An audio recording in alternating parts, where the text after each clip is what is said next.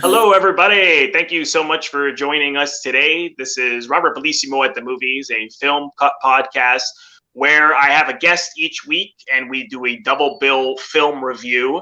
And I also have guests that I interview about their life and career. And today we are going to be reviewing two films that are on the Criterion channel that are LGBTQ related. And those films today are Victim from 1961, which is directed by Basil Dearden and starred Dirk Bogarde and Sylvia Sims, and the documentary Paris is Burning from 1990, which was directed by Jennie Livingston. And my guest today is Paolo Kagawan, who is a film. I got it right. Yeah, yes. I got it. No, I get it wrong because I've been in this country for way too long that I don't even know how to pronounce my last name anymore. Anyway, go ahead. There we go. I got it. Okay. A critic at film critic at In the Seats, the National Post, and the Film Experience. So, Paolo, I really appreciate you coming on today to talk about these two films with me. Yes. Yeah. Thank you. Yeah. Thank you for inviting me. Yeah. Yeah, no, anytime. My pleasure. So this was the first time you saw Victim, right? Well, when I suggested we do that one, you hadn't seen it before. I saw it earlier this month, just for the first time. So, and then basically I had to rewatch it today so that it stays fresh in my brain. Yeah. Yeah. That's great. Yeah, no, I think it's a powerful film. I mean, what did you take from it? How'd you feel about this one? No, because a lot of mixed feelings, I guess, but yeah, mostly positive. But at the same time, it's just I guess it's about oh, who's that in the background? Yeah, I love how basically what I had a whole day to formulate my thoughts about it, and I'm still doing it right now. It's basically it's just literally about a guy who's had enough of basically just he wanted to be a judge, or he wanted to move up into the legal chain, but eventually this bad thing happened to a person that he didn't even like, and basically it's what if I'm next, and what if all of these people are going to be next, or all these people are going to be next, and then I'm going to be the last person, and right. Yeah, and basically just this person's had enough, and he's done, and he's actually going to fight for something at the expense of his career. And because I guess it's some what I've read about it, it's not as it was progressive for 1961, but it's not progressive anymore. But I have such blinders on when it comes to that. It's this does not offend me, or I guess we're supposed to be offended by everything anyway. We're just I'm just done being offended by anything. It's not egregious. It could have been much worse. Well, that's a good point, because at the time this got an X rating. Yeah. And to think there's no sex in it. There's not even any kissing in it. Mm-hmm. There's no nudity. But of course they use the word homosexual. They use the word queer. And at that time in England, 1961, homosexuality was illegal. So you never would hear a word like homosexual in a film. So it's now we look at it, and this film, it's oh, how is this controversial? But as you said, at the time, homosexuality was illegal. So this film was really, as a director, Basil Dearden said, I'm sure you read, was a protest film, because to switch to try to get the laws changed, because this was really happening. Gay men were getting blackmail to steal or give large sums of money to blackmailers, or else they were going to tell people what they knew. And it's scary and dangerous. And what I thought was so intriguing about the film is that it plays almost like a thriller at the same, like a crime thriller, because the first 25 minutes, you don't necessarily know this has anything to do with the fact that that young guy, who the cops right off the top are following, that he's gay, because they're just they reference something about money, and then you think, okay, well, he's robbed someone, and so the cops are after him. Yes, that's true, but then 25 minutes in, the cop drops the hammer. Oh, did you know that he's homosexual, and I think he's being blacklisted? And that's when it's oh, this is actually a much bigger, this film is on a much bigger level than simply some robbery. But but you're right. I mean, then it's little by little, this and those police officers were right in their hunches. Well, if he's getting blacklisted, blackmailed, then there's got to be more. And this was a big, well, I don't know how big, but they had, you know, those people that they finally caught had a decent amount of people on their little payroll there, their sick little payroll, paying them because they had photographs and they had photographs of the judge. And you're right. I mean, Dirk Bogarde, who is so brilliant in this, he decides, well, I'm willing to lose my career. I'm willing to lose my family, my wife, my child, to do the right thing. And hopefully they'll change the law. And like, I don't know any other movie that had that kind of an impact. I don't know if you do.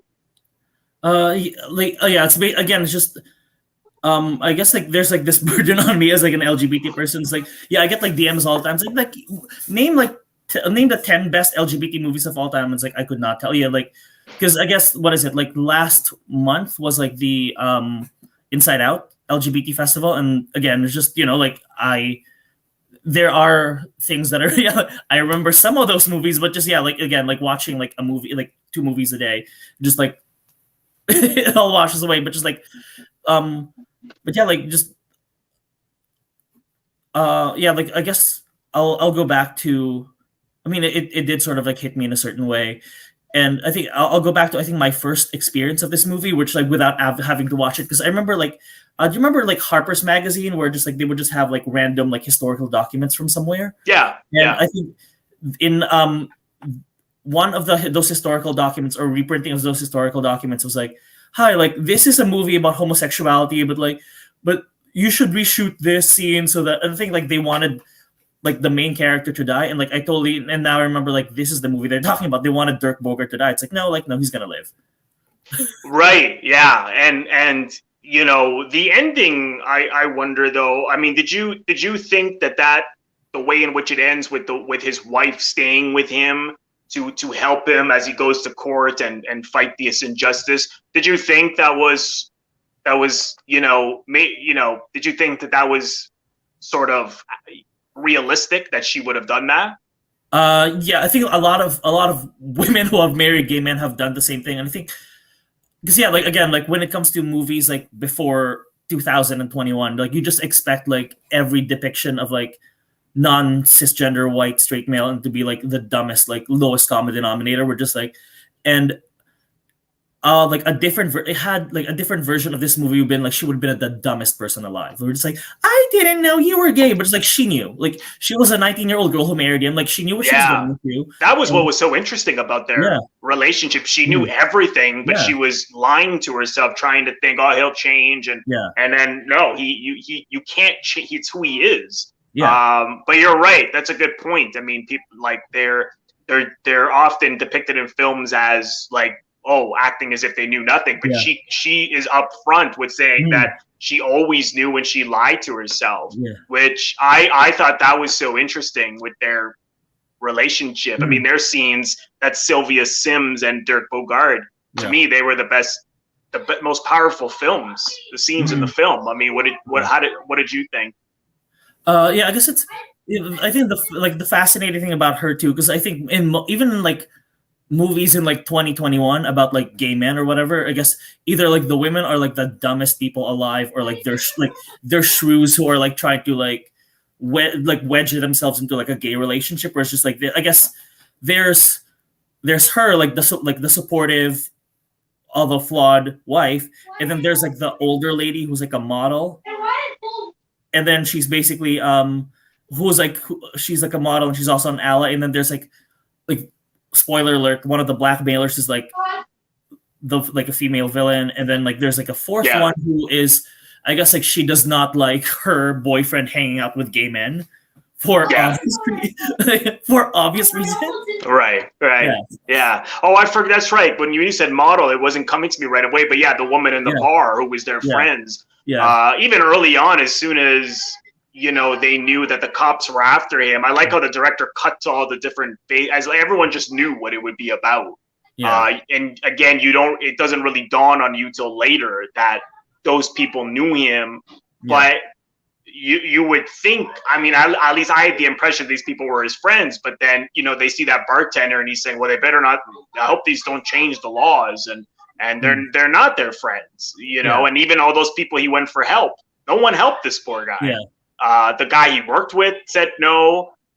You know, even Dirk Bogarde said no, and it was too late. And obviously, he makes his decision based on that. You said off the top, you know, you felt that Bogarde didn't like him that much. Did you think that relationship? Did you? I thought, because he said to his wife he wanted him. I guess. Yeah. I guess it's like it's like a love.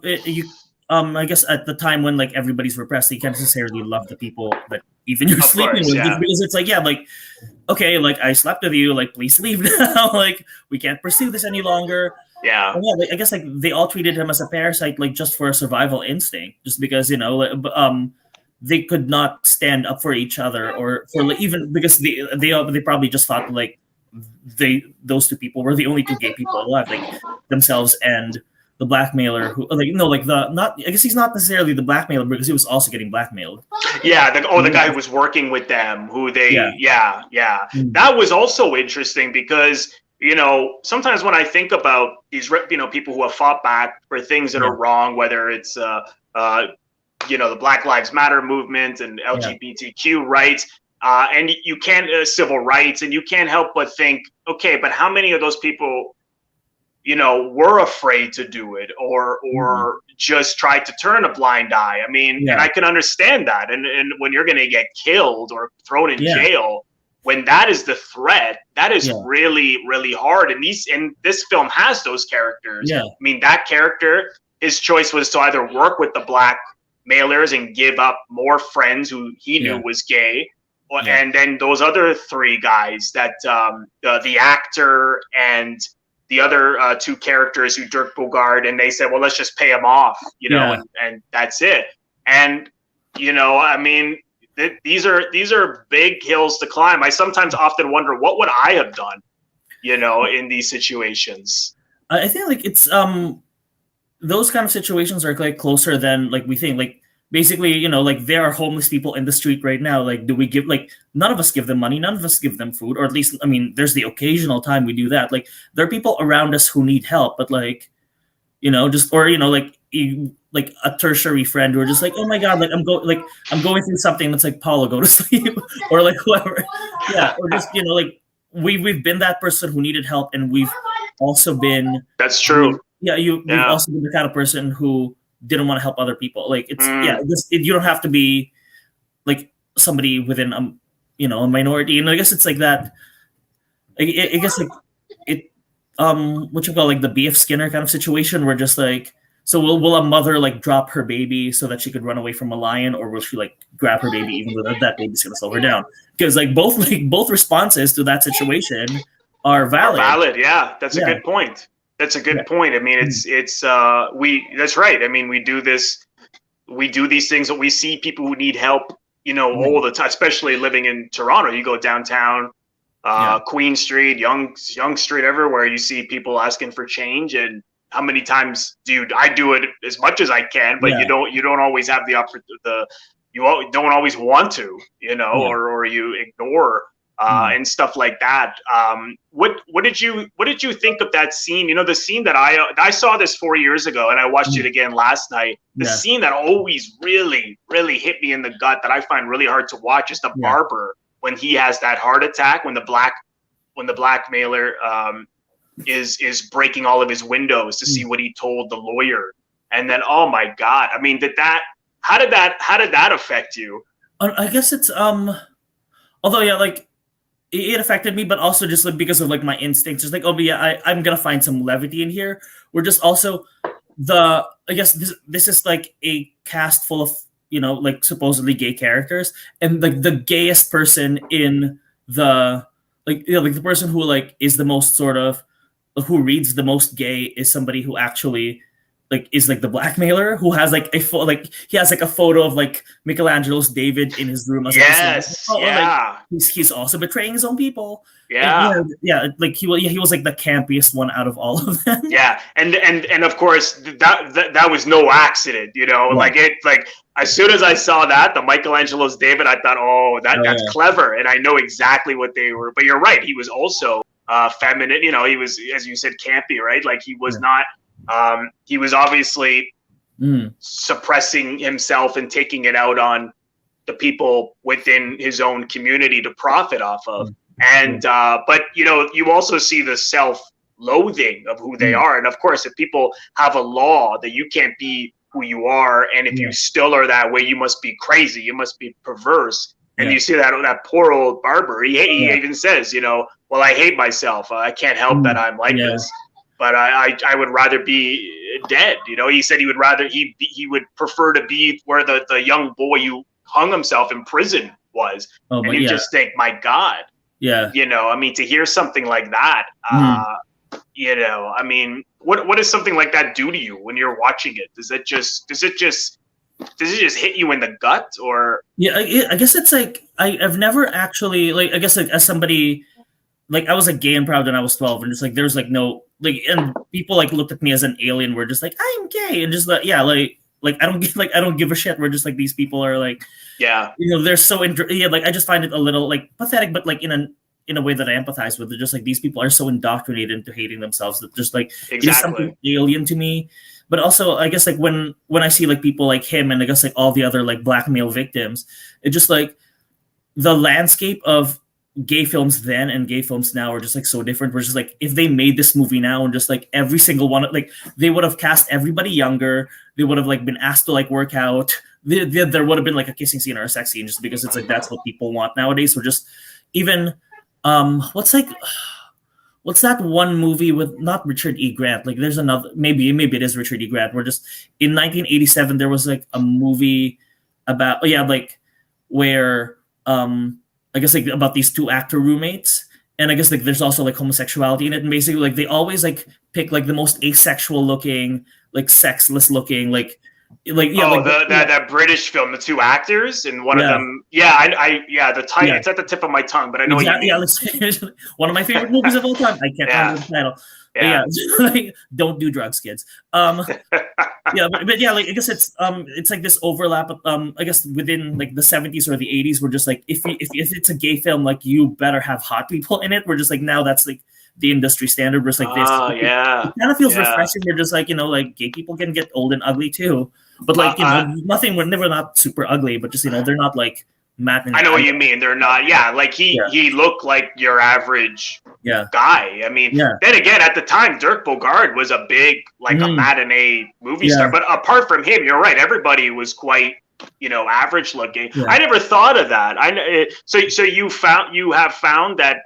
I mean, that's like the norm, of course, with any movie, but even within the LGBT cinema, like, they're like, oh, everyone's got to be gorgeous. It's funny. It never dawned on me. It's like thirst trapping. Although I guess it's like there are exceptions to the rule. We're just like, there's a movie right now called Supernova where just like it's Colin Firth and Stanley Tucci. Like, they're like, they're beautiful for their age, but at the same time, like, they show like these guys are in their 50s or their 60s and they're not afraid to hide it, and that's totally okay.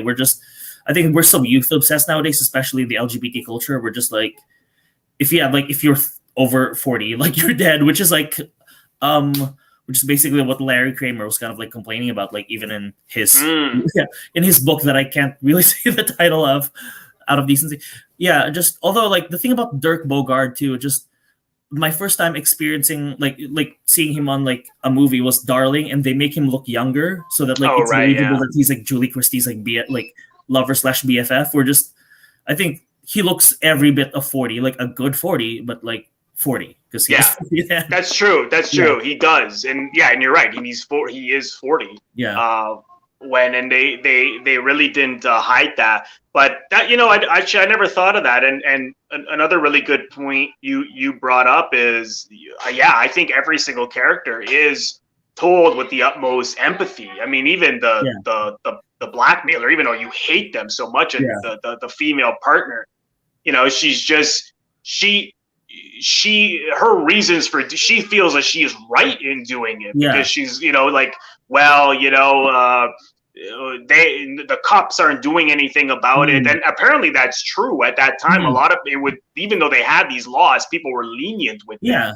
And so she's like, well, I'm going to do it. It's almost as if she thought she was heroic. Not that, of course, I don't agree with that, but he did give that point. He wanted the audience to know why these people were doing it, whether they were like the man who was working with them because he ran out of money, so he had to give up his friends.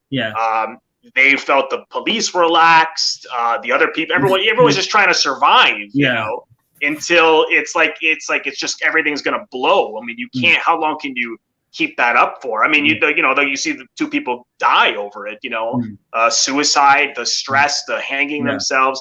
I mean, it's a tough film, but also at the same time, quite plot driven. I mean, there's a lot of, it's very incident driven. There's a lot of information and a lot of characters who are involved in like this crime, neo-noir type of film, but obviously has a lot to say.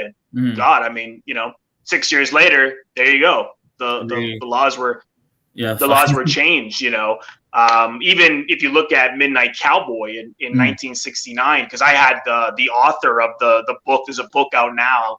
I'm not sure if you heard about it, but it's about the making of Midnight Cowboy, and he was saying even then, that got an X rating, and if you watch the film, it's quite tame. I mean, it's not, but at the time, just the fact that you were having homosexual sex on screen, even though they didn't show it, but you knew that was happening. Boom, it got an X, and that's 8 years after this. So it's quite it's a powerful film, and I'm captivated from the first moment to the end. I think it's just works on so many levels. It's both. I mean, it's hard to even say that this is entertaining because of what it's about, but it is, because it, like I said, this plot-driven crime story within these themes of justice and people doing the right thing at all costs. Dirk Bogarde in particular. I mean, it's quite remarkable. Was there anything else on this film you wanted to mention? I guess it's when you said like from the beginning, it's like it actually kind of reminded me of like, I guess, like I don't live in the best neighborhood. And sometimes I guess it's because of like our current climate now that, like we're not like people are not as trustworthy when it comes to like cops or whatever. But at the same time, it's like when a cop car whizzes by, I'm not just like, oh, that's like, I'm not going to say like, oh, that's for me. We're just like back in the day, like some gay men, like if a cop car comes like parking where you work, like you run. And which is kind of ironic because it's like, as you mentioned earlier, that the cops were not pursuing LGBT people to like arrest them. Where just that's actually a thing that was happening like a few years ago here in Toronto. We're just like they would patrol parks just in case like people were cruising, or and they would go to websites that would advertise these cruising places to bait people. And they would rather, like cops in 2019 or 2018 would rather arrest gay people just so they can bring their collar numbers up. Whereas just like in the 60s, they're just like, like it was not a thing that happened. Well, that's what's so like, how did we get so backwards? Exactly, like, I mean, it's just like, talk about like such an odd shift, and 60 years later, like it's almost doesn't make sense that you could like, we don't have those laws now, but to think like, that they had these strict law, you would think that if anyone was even putting their arm around a guy back then, you'd be stopped, but as as I read and what they put in the film from the motivations of the blackmailers, apparently the cops were lax. They didn't really care. They had murderers to like look out for. Well, of course, there's much more important things to do. Even like as somebody who would date, like somebody who was like dating people, it's kind of like I would like put my arms around a guy or even like hold his hand or something, and just like they would just like not do it just because it's like they would like it's not like we were gonna get arrested or something. Like, what if like there's somebody at the wall who knows me, is gonna tell my mom, kind of thing. We're just like, you're an adult, like but people, I think people again. I guess it's what like 1960 when like and look at how indoctrinated these people are at hating themselves. Like these people still exist right now. So that's the thing. It's still. I mean, it's it's both. There are certainly things about this film that are dated. I mean, in terms of the law, those laws don't exist. But as you just said, I mean, people are still not comfortable maybe having public affection because they're afraid someone's going to do something, as you just pointed out. And of course, in this film, of course, you see that, that was, Dirk Bogarde. I mean, he claims he didn't even do anything sexual with these men. But that is when he felt he couldn't resist anymore, he just broke it off. So whether or not that was true, you don't know. That's sort of up to the, that's up to the audience. But it's really good. I mean, I think it's a really, really powerful film. So if anyone hasn't seen it, this is on the Criterion channel. It's been on there for quite a while, but it's still on there now. Very cool. Well, why don't we jump into Paris is Burning? This was the first time I had seen it. Wow.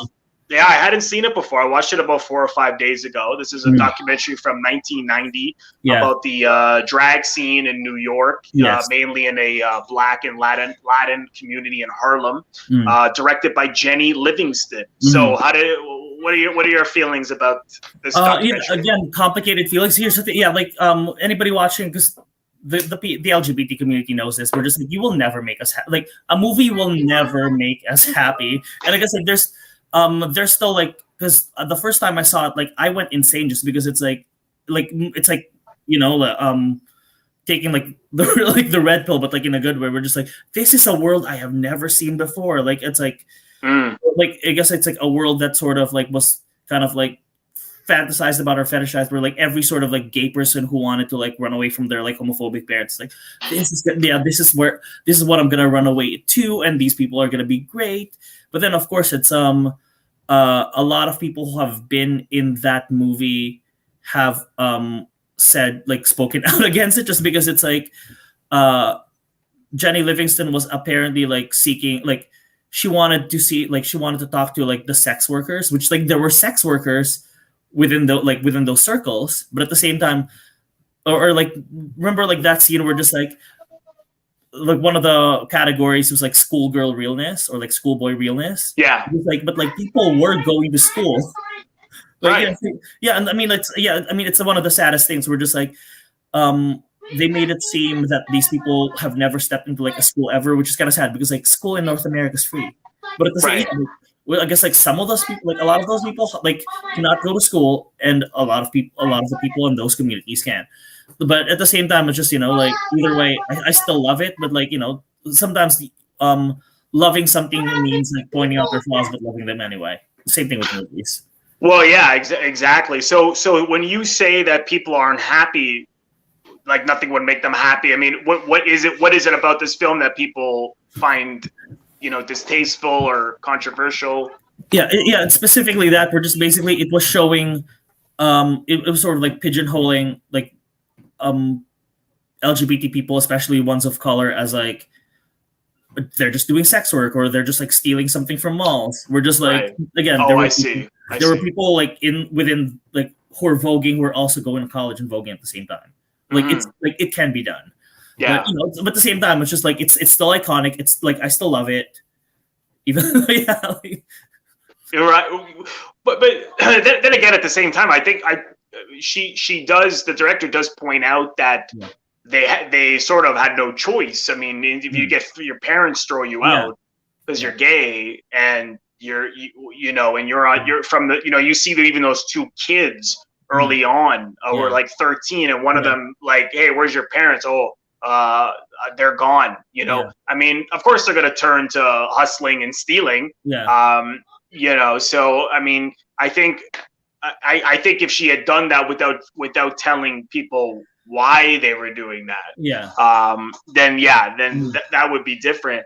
But you know what I love so much about it is, anyone, I mean, I think we could all relate to perhaps not being able to be who we truly are in some capacity. And that we're not accepted from, the people, our loved ones, because we have something that's different about us that's not within, the norm of the behavior of the family or something. I mean, sure, I can relate to that. I mean, I'm sure everybody can relate to that. I mean, I think just this is not that I'm going to put my experiences to where the struggles of the people in this film. But it's certainly, for me, I was finding myself getting emotional and wrapped up in it and quite touched, because I thought, here they are where they can, you know, they go into these community, these ballrooms, these drag shows, and it's not just, and I'm totally ignorant. I didn't even necessarily know. I mean, I've seen some drag shows. I've worked in theater for like 15, 16 years, you know? So I never really understood how deep it is. I mean, it's these people, this is their expression. This, in this case, you know, people can be who they are, get the attention for it that they were never getting at home, to be loved for who they were, and to act out certain fantasies, whether they're making fun of, you know, the fact that an executive, like some of those categories. I thought, wow, who would have thought there'd be like a military category and exec? You know, it's not just men dressing up as women. There were so many categories in these competitions, and I thought that was quite remarkable. Like just within their little their own world, that they could come together and basically be either famous within it or get their emotional needs met. You know, I mean, did you find that watching this? Was that your experience, or did you have a different experience? Yeah, I guess it's like kind of the same in a way. That just like, you know, like seeing the whole like schoolgirl or schoolboy realness is just like, oh God, like these people can't, because I guess that's, I mean, I'm pretty sure like back then, like all you have to do is get a part-time job and you can get into like NYU or something. We're just like, now it's like, it's an arm and a leg to get to like school. It's harder for LGBT people now to get to school. But yeah, I guess it's even like the executive realness, kind of like going back to victims, just like you can get fired for being gay. Like even in 2003, 2004, like just like children, like this is like, I mean, hopefully, like I don't know how old I look right now. Just like I am old enough to know that like you could be fired for being gay in like at work in 2003, 2004. We're just like seeing like executive realness. It was just like, like none of these people can, like, they don't have the nepotistic powers to get into like business school or something like that. Right. Yeah, which I guess that's at least that's the truth for a lot of them. So I guess like we will never hear from like the people who were walking the balls and going to college, or like what they were going through, and like how else to make money other than, you know, like stealing or doing sex work. But you know, it's like sometimes those are an option. Those are options for people. And I think going back to that, we're just ragging on Jennie Livingston again. I feel like had she made a movie about the punk scene or something in New York, she would have shown like the the heroin addicts or something like that, or like the most downtrodden version of the punk community, as opposed to the guy who has who gets like a loft that their parents paid for, because you know, like showing off like the working class within the ball culture, kind of like there's an exclusivity in not like if you're like super poor, super rich or something, like there's some exclusivity in that. She's kind of like selling a version of that, which is, there's a truth in it, but you know. I see what you're saying. So in other words, there were people perhaps within these communities who were middle class and doing fine, that she didn't like interview or have stories. So I see what you mean. I see what you mean. Yeah. And I guess it also sort of like it paints this picture of, again, I still love Paris is Burning, but it also paints this picture of just like, if you're white, you're rich. If you're black, you're poor. But like Felicia Rashad did not wear shoulder pads like through the Cosby Show, like only for people to think that, like, you know, because there were some black people who advanced like sociologically and financially during the 80s, but also just that it also kind of reminds me of like this, like New York was like, people just assumed that all of New York City was like a crack city. We're just like, there were still rich people in Manhattan. There were still like rich white people. In Madison Avenue or something. It's like, I mean, the exodus, like the New Jersey exodus of 1962 did happen, but a lot of white people did stay. And those are the kind of white people that like these people in the ball culture wanted to emulate in some way, even though, of course, the most ironic thing about it's like, oh, like I want to be rich, and then like they show a picture of like Glenn Close's Sunny Von Bulow, and like the Sunny Von Bulow story is like what happened to Sunny Von Bulow? Like she went into a coma or something, or like her husband tried to kill her. Like we're just like, you really want to be rich enough to get a husband who'd want to kill you? Like, yeah, I guess they're just looking at that image, or that, you know, like they were also, everyone was so into like Dynasty, and that I didn't see coming. I mean, how much they admired like consumerism and like rich people and models and wanting to like get designer clothes, and of course, you know, 80s, of course, you know, when it was, I mean, that's always been the case since after the World War II, but that's like the decade where it was like Reagan, and like, you know, that stuff was just off the walls, and I didn't expect that. And you know, like one of them even saying, I want to be a white rich girl, and I thought, wow, I did not, you know, but at the same time, I mean, when I can I can understand when that is what's being fed to you, as these are the greatest things. This is the greatest stuff. These are the greatest people. Then you're going to think, well, why am I not that? Then I want that. So I could understand that. And of course, you know, they're obviously creative and artistic. So that's why they were, I mean, at least from what I took from it, they were going to the ballrooms to either express something creatively or to get attention. But when, on your point earlier, are you saying that people going to these ballrooms are not, well, I don't, at least in this time, we're not necessarily just people like kicked out of their house on the street? Yeah, I mean, I guess it's like it's like the weirdest thing is like the apartments in it are like, I guess I can only imagine like how much the rent that they were paying. It is like, I mean, it's it's not New York. Like even the one time I was in New York, like the 2010s, where just like my auntie was like living in a $4,000 a month like Manhattan like apartment. Yeah, now it's insane. But she had to like rent out. We're just like, you know, like their apartments were nice. Yeah, like they're nice enough. I noticed that too. I mean, I mean, you can live probably much cheaper. You know, I mean, now like in Toronto's the same, in New York. I mean, there's nowhere. Even in here, they're mostly in like Harlem. Those like were like, you know, middle class, lower class communities where, you know, the rent was cheaper. But you're right, like the places were pretty good. Like I thought that too. I did kind of clock that.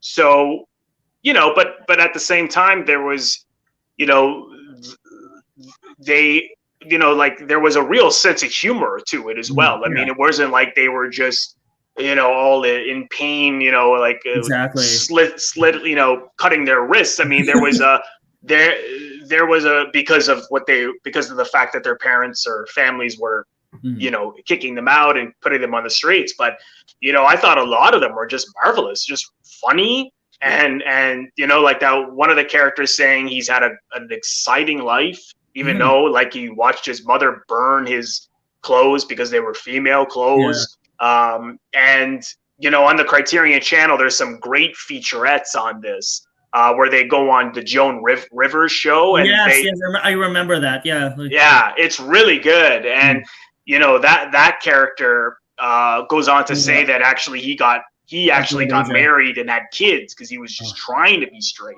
But he was the one who said he's had an exciting life, you know, and even though he was talking about things that were hard to hear. So that was another part of the film that all the characters were talking about themselves, particularly that older drag queen who was a female impersonator from like the 1950s. And, you know, she was just very matter of fact. I mean, you could see how she felt, but she wasn't necessarily going to say, well, this made me feel like this, or she was just like, well, you know, everyone wants to look like Marilyn Monroe and Elizabeth Taylor. No one wants to look like Lana Horne. Being a horn, speaking of which, so like Dorian Corey, while she was being interviewed in Jennie Livingston in that house, so basically, I think all but 3 people in this documentary died of AIDS, including Dorian Corey. And basically, when she died, because like when you die, like your landlord's gonna want to like rent her apartment out or whatever, and they found a dead body in her apartment because like some guy tried to break into her apartment, and then because you know she had to kill him, but like she couldn't go to the cops or like get rid of the body. Like imagine trying to get rid of the body in like getting rid of a body in Harlem, like you'd go to jail automatically. So while like she was like giving those interviews, there was a dead body in that apartment. Oh wow. Yeah. When was that found out? Like I guess like after, I don't know like when she died, but like after she died, like they found the guy's body because like that guy was like robbing a bunch of like people with like LGBT people within that community, and just like and basically it's like she did us a favor. Wow. Yeah. No, I didn't. Wow, that's Jesus Christ. Like, yeah, you're gonna see that movie in a different way now, knowing there was a dead body that nobody like. Yeah, like also like that would have like smelled like how did like again, well that's like, what I was thinking. Yeah. How could she even have took I don't know, but wow, Jesus. Well, gay people are creative, like LGBT people are creative. We will find a way. I guess she did. Yeah, she did. Wow. I mean that other story, the drag queen, the transgender character that like was during the documentary was like murdered, strangled. Yeah. Another thing that I just didn't expect, because she was like at one minute talking about what she wanted, her dreams, even though she was saying things that she went through that were quite bad. But then it's just like, of course that happens, right? Yeah. Boom, this happens still all the time. Mm-hmm. Oh yeah, like.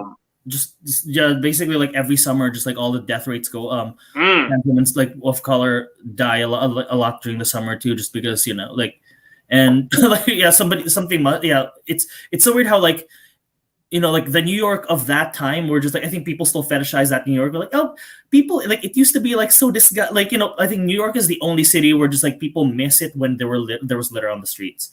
We're just like now it's like everything's plastic now, but at the same time it's like trans women of color are still getting murdered. Like, a lot of things have changed. A lot of things have not.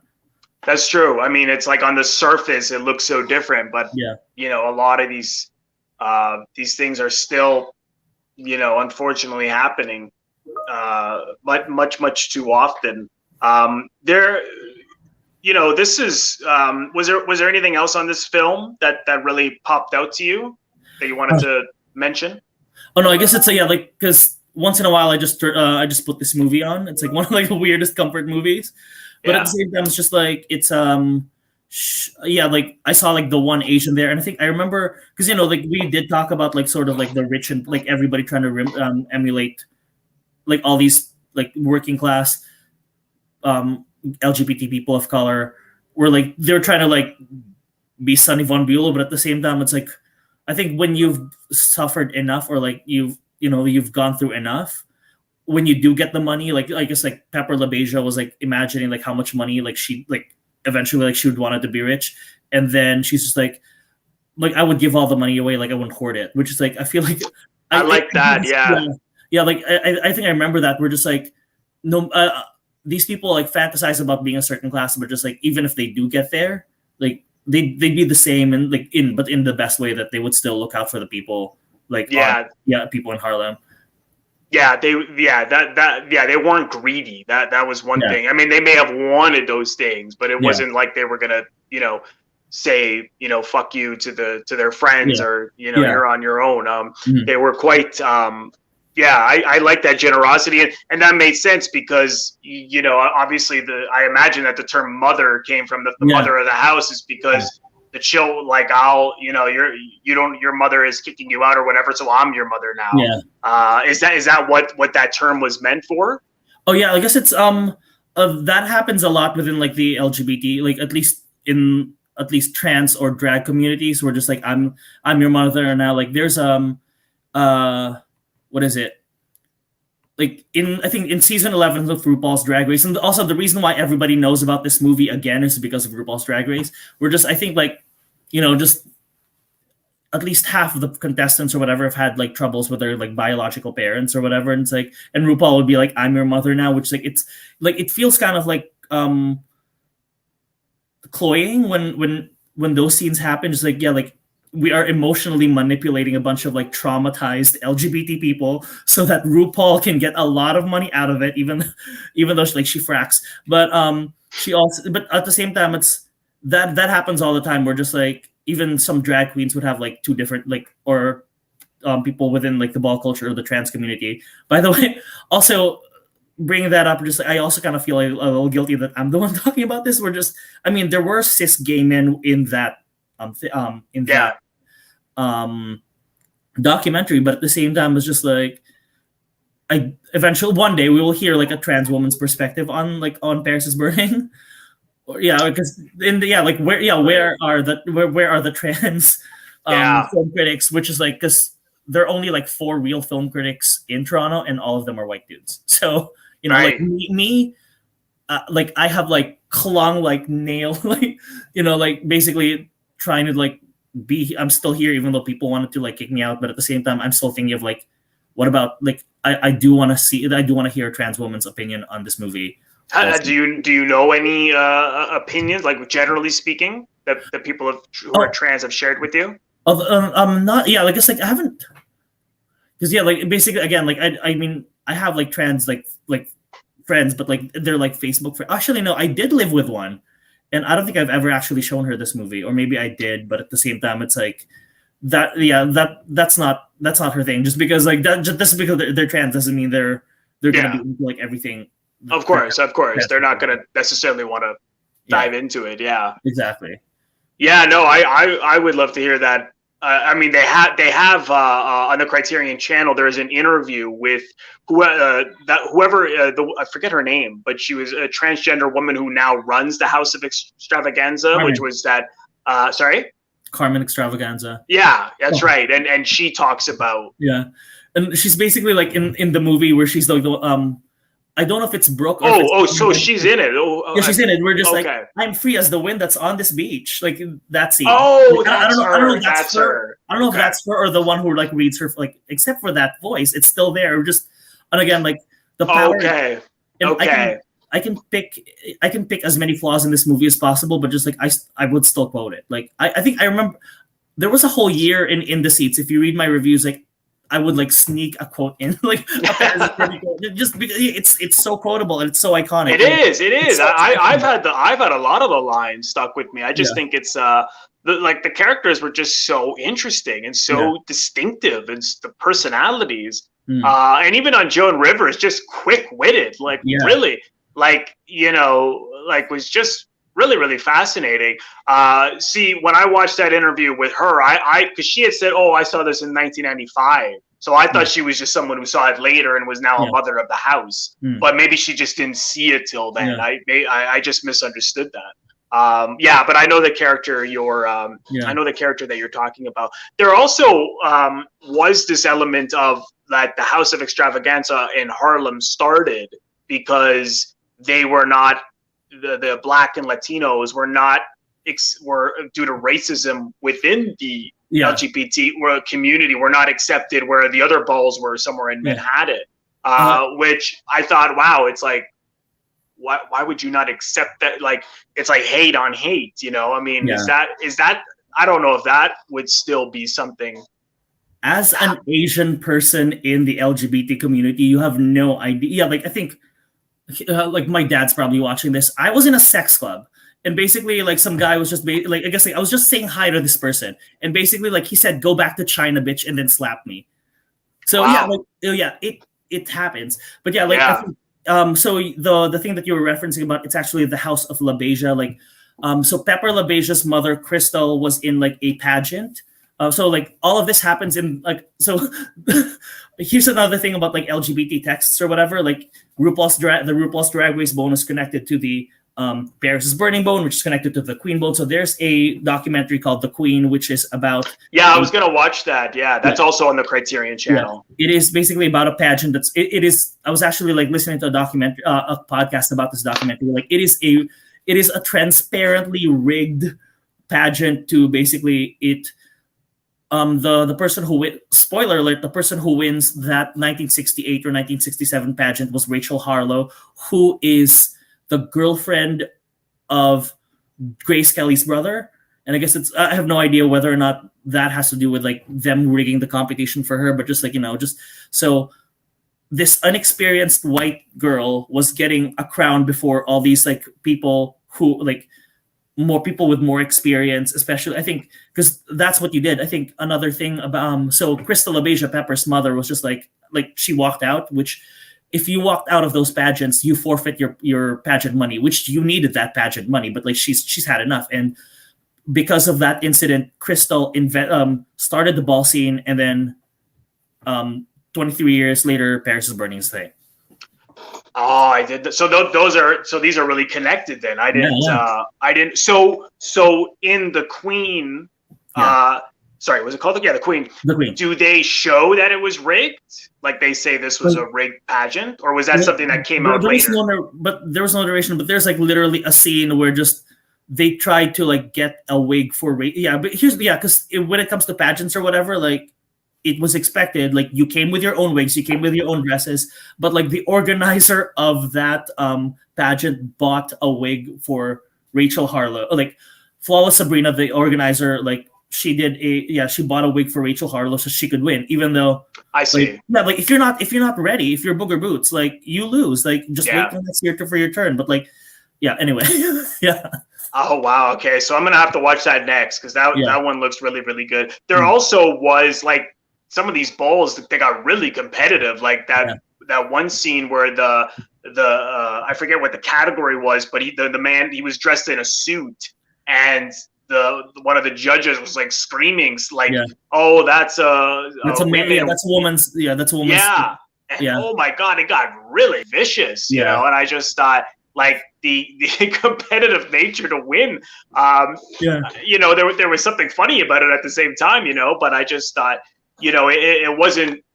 I mean, as welcoming and as beautiful as the story is, at the same time, there was these, you know, conflicts and the consumerism and the racism. You know, nothing's just some, you know, nice story. I mean, there were problems within the relationships and the characters, which, like anything else, I mean, you know, of course, I mean, anyone. No one just totally gets along because everyone goes through the same thing. You know, someone gets on someone's nerves, someone's got an ego, or you know, what have you. Like type A personalities all in one room. Like, I think they're all gonna get along. Yeah, that I found really intriguing. And another thing I did not know was that this, like, voguing. This is where of course Madonna got Vogue from. And that the guy who created this, I forget his name, but he's in that's right, yeah. And he's in the music video as well for Vogue. I should rewatch that because I guess it's like that's like the one of the best like David Fincher music videos. And I guess it is, and it's hard to believe it's him. You look at his films he made later; they're so dark, and it's hard to believe that he made that video. But that's Fincher. Like, I mean, it's Fincher in a way that like there's a noirish element, and there's like it's kind of like erotic thrillery and kind of it's a little. That's true. And although again another because again you can never impress a gay person but like with valid reasons, there was I think some people took umbrage when Madonna said it makes no difference if you're black or white, because like voguing was like a specifically black art. But again, I am not black. Like I cannot comment on this. We're just like, so like voguing was like a black version of like what was happening in Vogue magazine. That was like predominantly, and I think I haven't checked the stats lately, but like it's still like predominantly like a white magazine. So I guess it's like it's this interchange within like white culture and black culture and like everybody else, and like it's really complicated to like speak to. Where just some people just assume like it's like a funnel thing where like everything in culture was stolen from black people, which like that is a thing that happens a lot of the time, but like the pipeline is not necessarily like it's not a one-way street sometimes. Like it's a confluence of just like a copy of a copy of a copy of a reference of a reference of a reference. You could almost make a whole documentary just on that, you know. I mean, maybe there is one, I don't know, but there's a whole. I even on the Joan Rivers show that came up, and he didn't even want to get into it. The choreographer, I don't know why, but possibly something that has to do with what you just mentioned. But that was another thing I didn't know. I mean, I was totally ignorant of all this. So it's a real. It's both a real history lesson, but at the same time, a really engaging, empathetic, engrossing engrossing and entertaining story. I mean, both of these films, and they're both relatively short. I mean, you know, Paris is Burning is an hour 20 minutes, and Victim is an hour 40, and they just they just fly by. You know, they really are both incredible movies. Is there anything else on this film you wanted to say, Paolo? Yeah, I guess it's like we could be here all day. Just basically, like, I think every single LGBT person who has seen Paris is Burning could basically like talk about it like for hours, like all like all the good stuff and all the bad stuff. I'm just like kind of like blanking out right now. Like it's been like revisiting. I think I watched it like twice today just because, you know, like I just needed a comfort movie, and like a problematic but still very iconic comfort movie. So it's that. No, it's I can see that now that from what you were pointing out. I can see how that would be problematic. Has this, do you think this situation, has it like the ballrooms, and because of like voguing, are these more mainstream now, or is it still marginalized? Or because I guess it's like they were like showing flyers or whatever. They're probably like because I think like it's kind of weird how it like the movie actually showed like the difference between like the 1987 Vogue scene and 1989 Vogue scene, where just like in 1987 like they rented out like a ballroom, like a literal ballroom, like in some place in Harlem, where just like 2 years later it's in like a big like hall where Fran Lebowitz and Gwen Verdon and everybody were just like inviting all these like LGBT people to like Vogue so that they could raise money. I think now, I mean, it's still kind of like obscure. It's mostly a New York thing, and once in I think there's like a voguing kind of like contest like that's like worldwide, where it was actually kind of controversial too when it comes to that, where it was, you'll probably like see like a video of it where there's Inksy and Lissandra. Like Inksy is like a sort of white, like a skinny white woman, and Lissandra is a black trans woman from France, and I think Inksy's Finnish. But like, so like they vogue, and I think it's like a very 15-minute kind of like voguing session, and like both of them eventually won. But like that was like the year when like Inksy won. So like so there's like, it's like a worldwide competition, and I think in New York, it's kind of like the same thing in the 1989 scene, where just like some do you know who FKA Twigs is?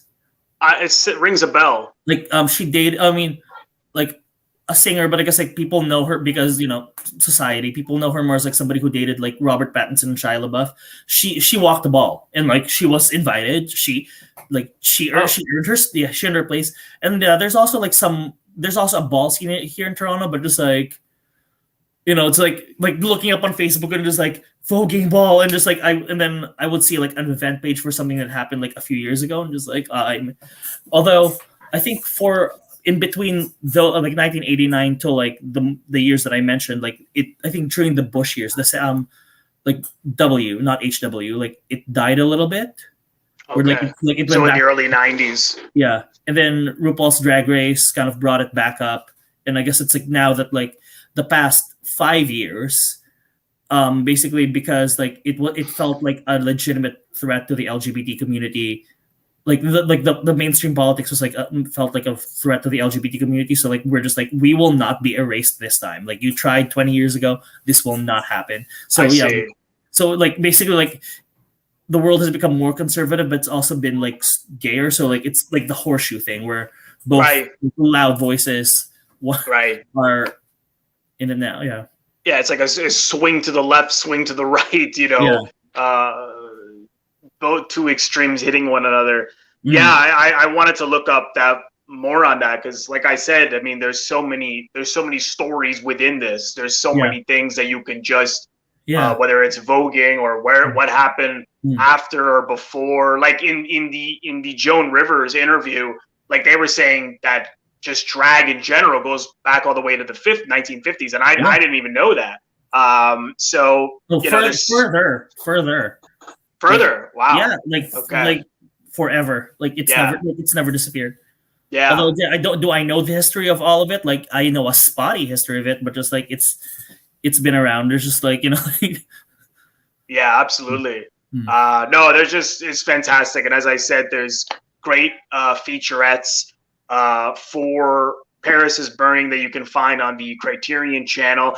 They don't have any featurettes with Victim. But, if you go on Wikipedia or imdb.com, there's a lot of trivia. Some of the things that Paolo and I were talking about in terms of it getting an X rating. It didn't come out into the States until actually the following year.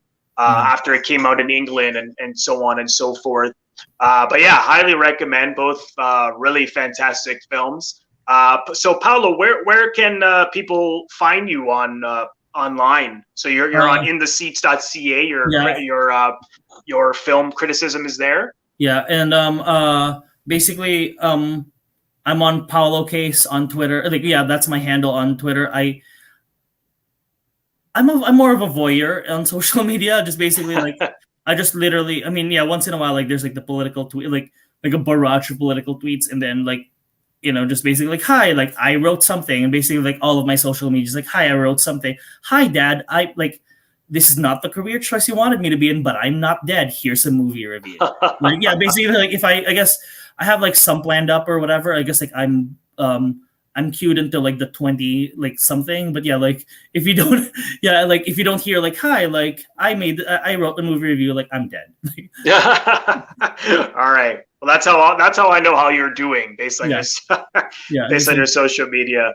Okay, great. So I'll put the links to In the Seats in the description box below, and you can also find Paolo on Twitter, and I'll put his handle in the description box. If you want to read his film reviews, you can head over to intheseats.ca. Yes. Okay, great. Well, Paolo, thanks so much. Again, I really appreciate your time and your input today, and for watching and rewatching these films and adding so much value to it. So I hope you can come back sometime and we can talk about some other films. Yes. Yeah. Let me know when you need me, and then I'll be there.